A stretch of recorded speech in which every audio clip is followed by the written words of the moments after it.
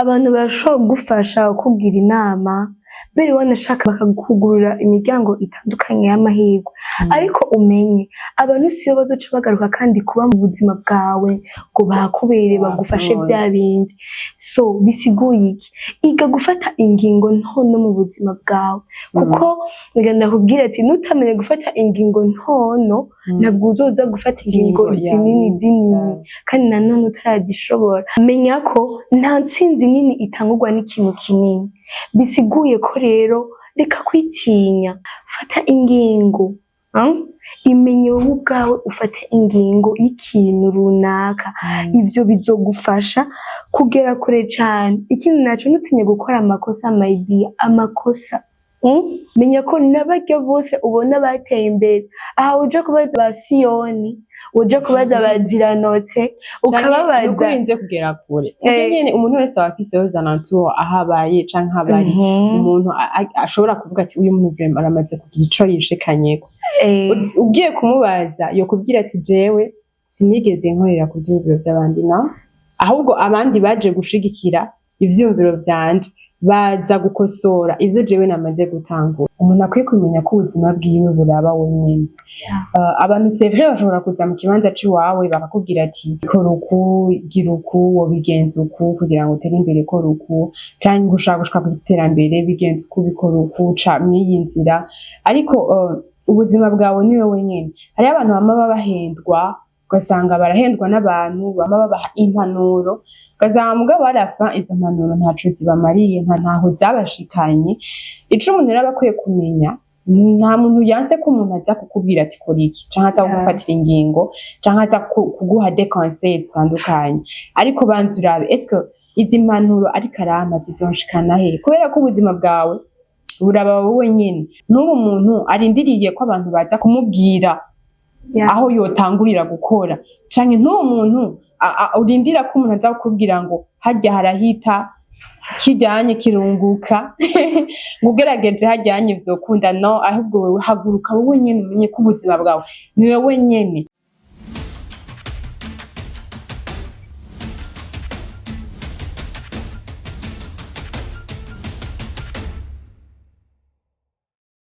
Salut bakunzi ba Narepete Z'Abantu TV ndaramukije mwese yibanye naho muherereye ni Jengerimana Honorine nkuko musanzwe mumenyereye mu biganiro bitandukanye mugenda muronswa biciye kumbonesha kuri Narepete na Heaven. Turagaruka kandi mu kiganiro tuyage ikiganiro gifasha benshi ikiganiro cigisha benshi ikiganiro benshi bigiramwo bakamenya bagatahura kandi bakanafashwa so ndabahaye ikaze wabonye ikiganiro ntibirengezogira j'aime ntibirengezogira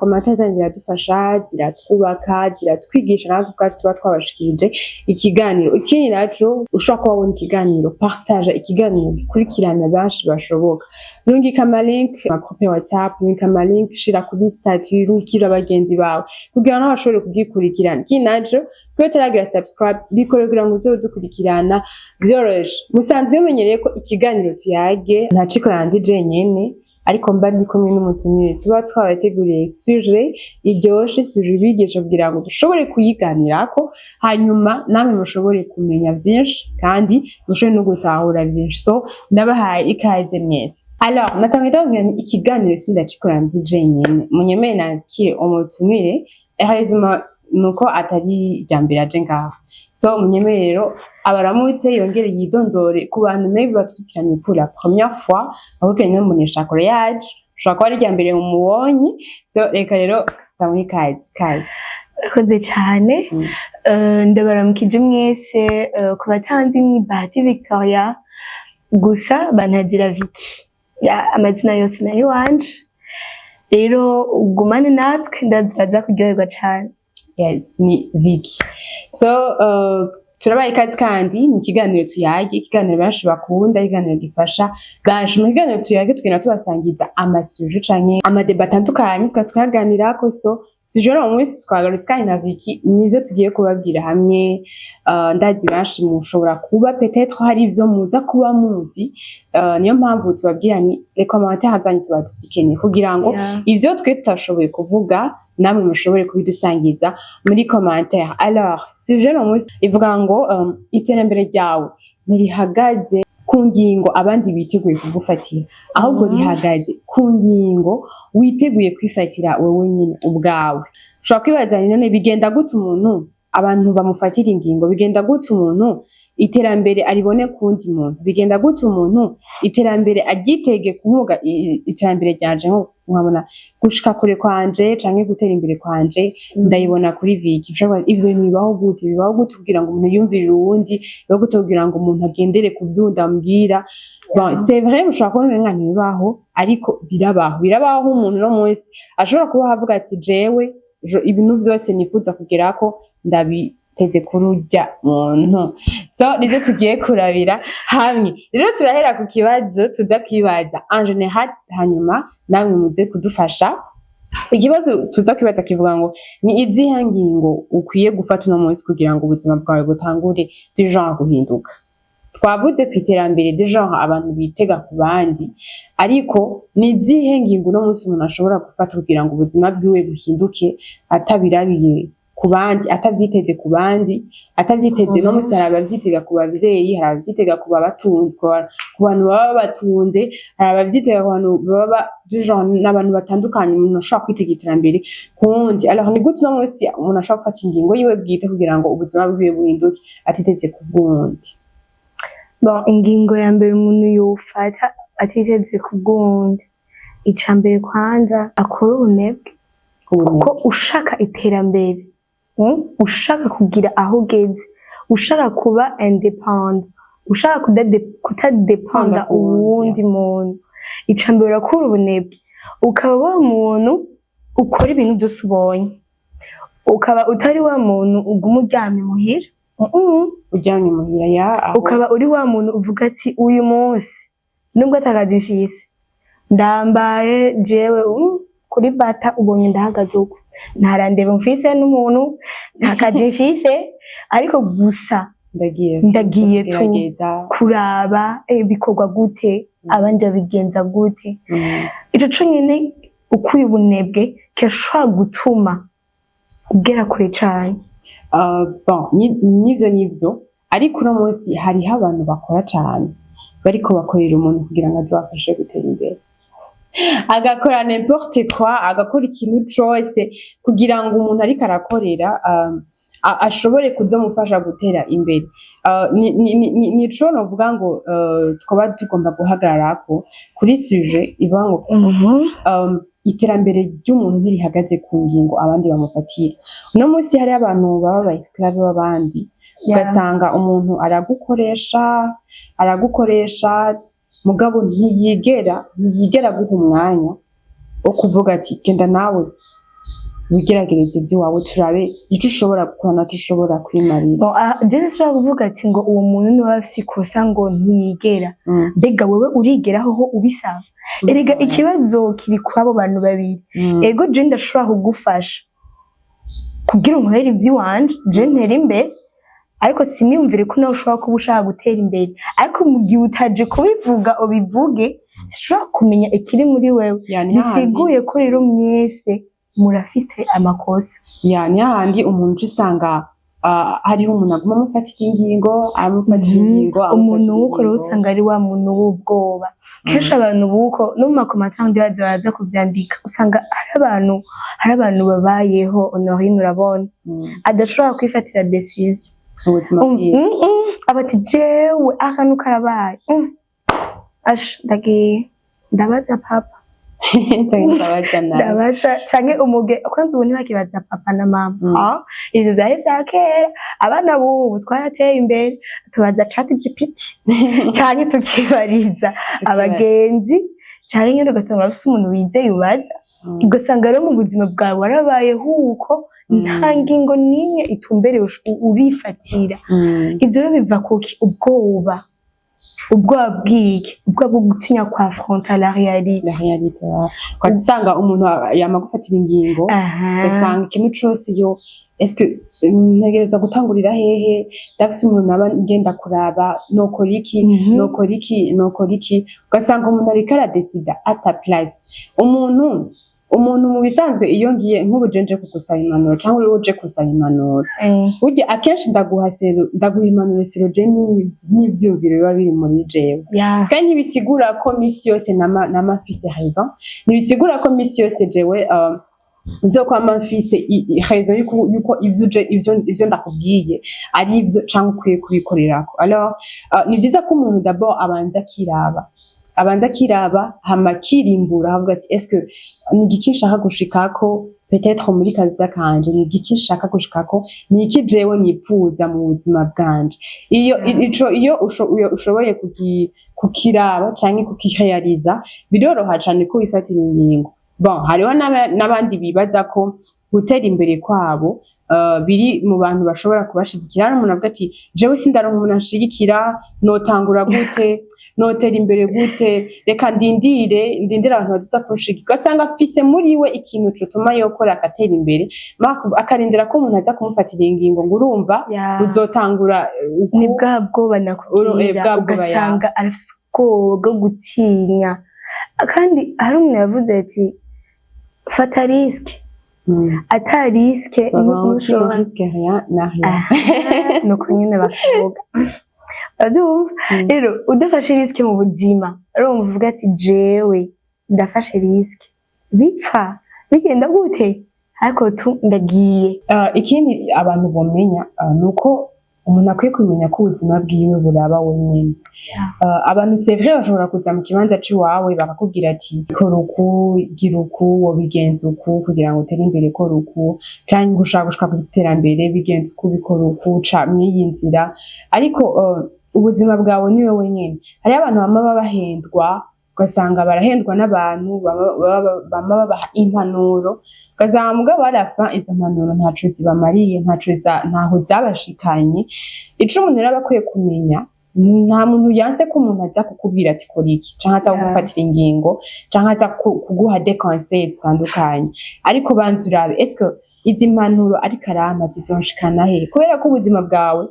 buraba wowe nyene. Ntukore ikintu kugira ngo unezereze kanaka n'ubu muntu arindiriye ko abantu baza kumubwira aho yotangurira gukora canke n'uwo muntu urindira ko umuntu aza kukubwira ngo harya harahita kijyanye kirunguka ngo ugerageje hajyanye vyokunda no ahubwo wewe haguruka wowe nyene umenye ko ubuzima bwawe ni wewe nyene. Birabishe kuja kuraba mu nyuma canke kuja kurealiza mu nyuma ko uri mu makosa canke wagize échec wayitayemwo n'umuntu kanaka yaguhaye impanuro zitarizo canke yakubwiye ibintu bitarivyo canke yakubwiye ibintu we yibona abona ko ari ivyo mugabo kuri wowe ugasanga ntivyabayevyo ugasanga ari kuri regrette ariko sinavuga ngo biraryoshe mugabo vyopfuma kurealiza échec utatayemwo n'uwundi ariko échec wagize wewe kubera ko iyo wagize ari wewe ugiteye ikubera experience. Sinansi ko nabijya ko bikubera experience mugabo n'ukuri ntibiryoshe. Ni vyiza ko umuntu akora ikintu bivuye kuri we kandi akora ikintu ari we yakigerageje bigatuma vyanka akagerageza akaja kongereza izindi nguvu bivanye naho izindi zahereye canke naho aho vyankiye ariko apana ko ugenda kwicuza ugenda uvuga ati yo menya ujya mu sindamubazi canke yo menya sindindire iyo menya abantu ntibakontrole ubuzima bwanje. Rero umuntu akwiye ko ubuzima bwawe niwe wenyene buraba ubuzima bwawe ni wowe nyene burindiriye du genre niwe umenye ubuzima bwawe ukwiye kumenya ubuzima bwanje nkeneye kubushika nahe nkeneye ko bugira hehe. Rero umaze kumenya ivyo biroroshe kumenya ingene ushobora gutera imbere utarindiriye ko abandi baza kugufasha. Abantu barashobora kugufasha kukugira inama mbere wanashaka bakakugurura imiryango itandukanye y'amahirwe ariko umenye abantu siyo bazoca bagaruka kandi kuba mu buzima bwawe ngo bakubere bagufashe bya bindi. So bisiguye iki iga gufata ingingo ntono mu buzima bwawe kuko ndakubwira ati nutamenye gufata ingingo ntono ntabwo uzoza gufata ingingo zinini kandi nanone utaragishobora. Menya ko nta ntsinzi nini itangurwa n'ikintu kinini. Bisiguye ko rero reka kwitinya fata ingingo imenye wowe ubwawe ufate ingingo y'ikintu runaka ivyo bizogufasha kugera kure cane. Ikindi naco ntutinye gukora amakosa maybe amakosa hari abantu batinya gufata ingingo canke gukora ikintu kubera ko atinya gukora amakosa. Menya ko n'abarya bose ubona bateye imbere aha uje kubaza ba Siyoni uje kubaza baziranotse ukababaza ukurinze kugera kure nyene umuntu wese afise aho ahabaye canke habari umuntu ashobora kuvuga ati uyu muntu vraiment aramaze kugira ico yishikanyeko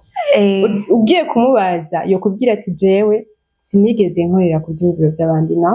ahubwo abandi baje gushigikira ivyumviro vyanje baza gukosora ivyo jewe namaze gutangura. Nico gituma rero ikosa ririgisha uwiteguye kwiga ariko ubwoba nabwo burabuza umuntu no kugerageza.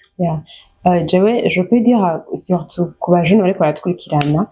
kenshi nibo navuga ngo surtout ino sujet iraba cyane simvuze ko n'abantu bose tabaraba mugabo no munsi abajene nibo bariko bafise indoto nyinshi bafise ama projet menshi bashaka gukora kugira ngo batere imbere bafise iyo bariko barerekeza ubuzima bwabo niyo navuga ngo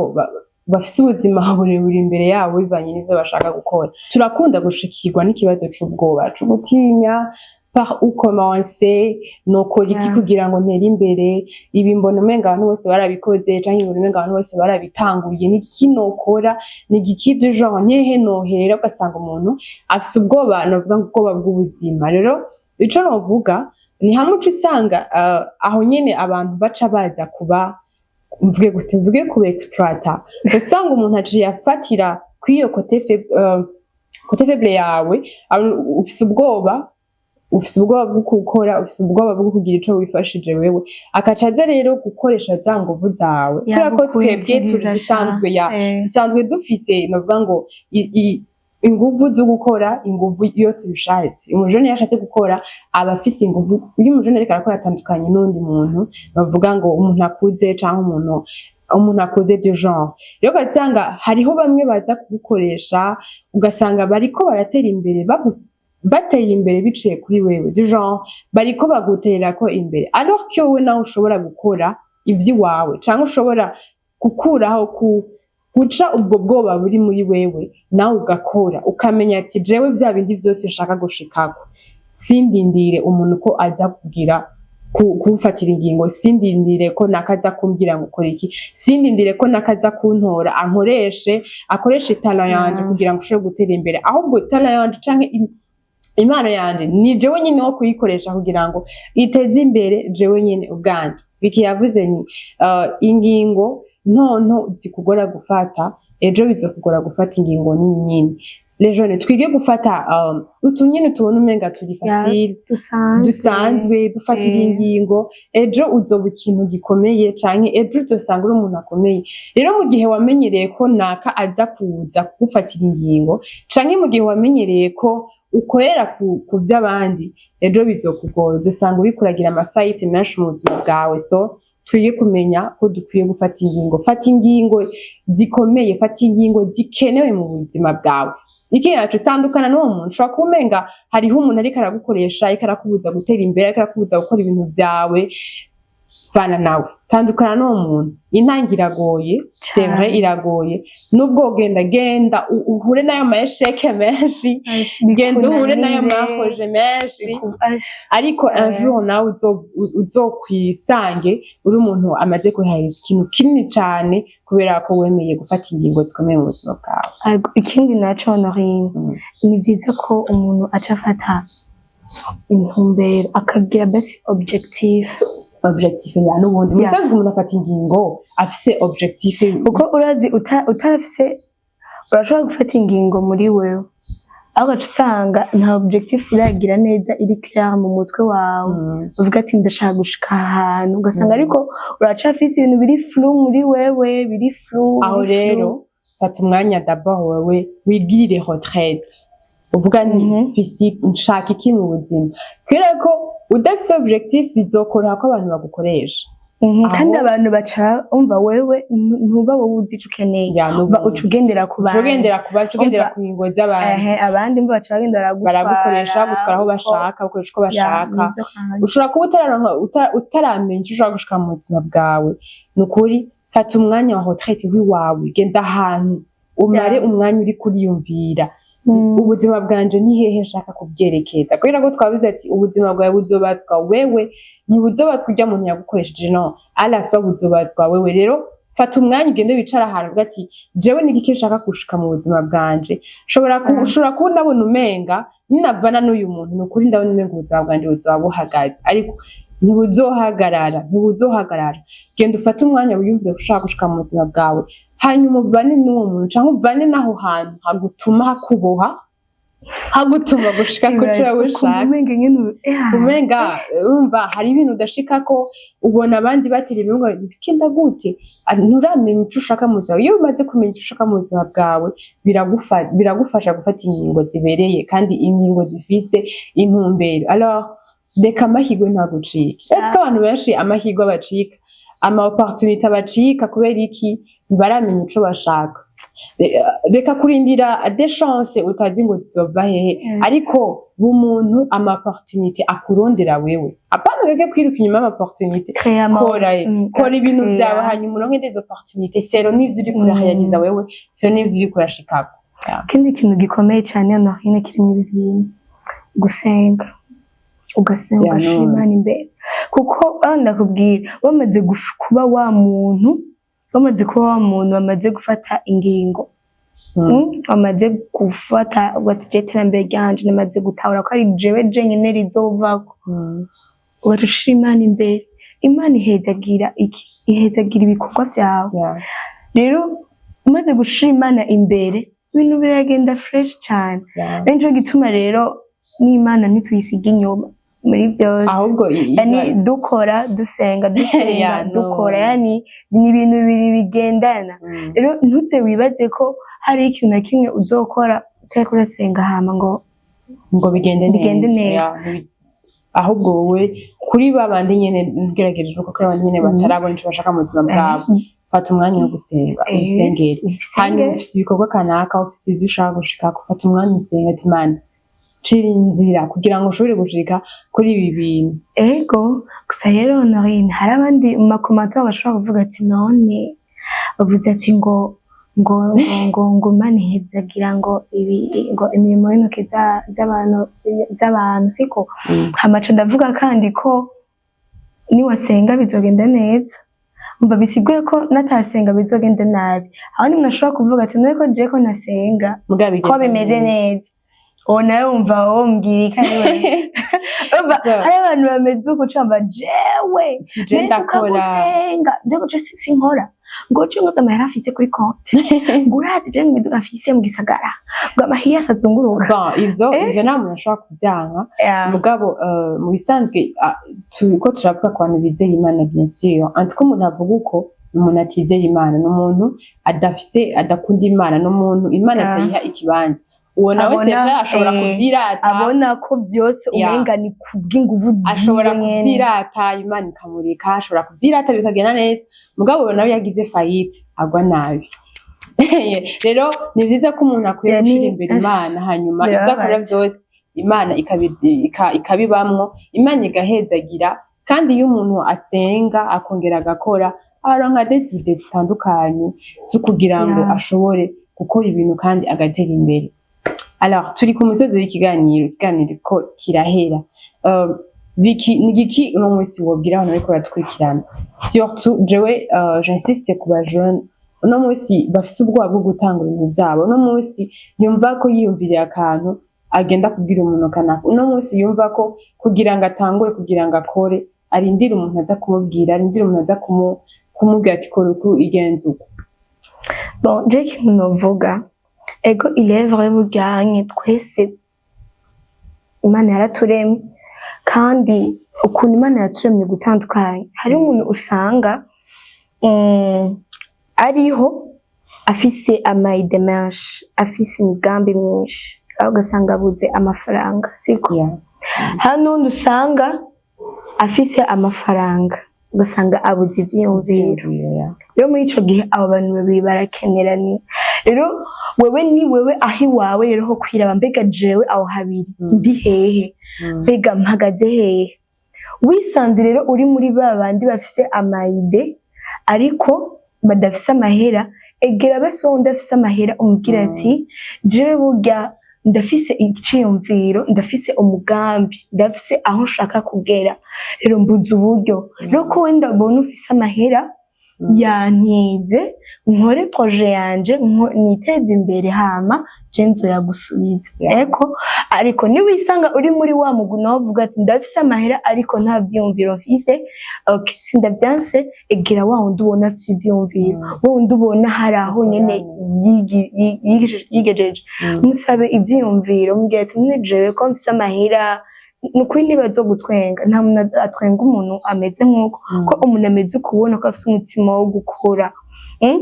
Mwegere azoguha ivyiyumviro, nawe ubwawe uzobona ati ikintu kirapasa, hama uce wilansa utangure. Hama hari undi nawe wa gatatu ashobora kuba